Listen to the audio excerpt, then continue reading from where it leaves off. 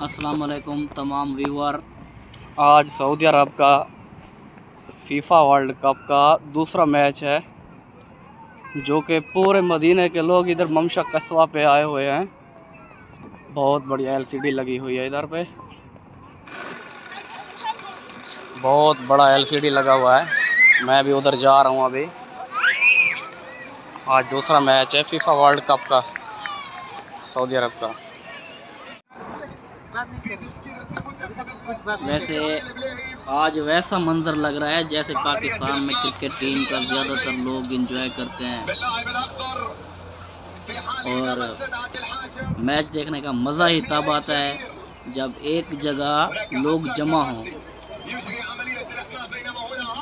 تو یہ لوگ بھی ایک جگہ جمع ہو کر میچ دیکھ رہے ہیں۔ سوری تھوڑا اٹک گیا میں بیچ میں۔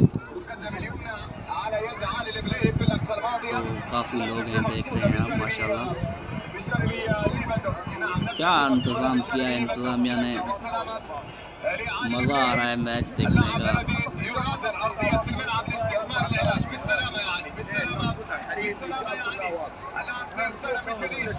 گول کا آپ کو بتا دوں، پولینڈ کی ٹیم کا 1 گول ہے، سعودیہ کا ابھی تک نہیں ہوا۔ یہ پہلا ٹائم چل رہا ہے ماشاءاللہ۔ یہ دیکھیں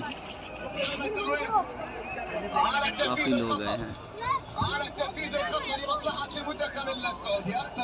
LCD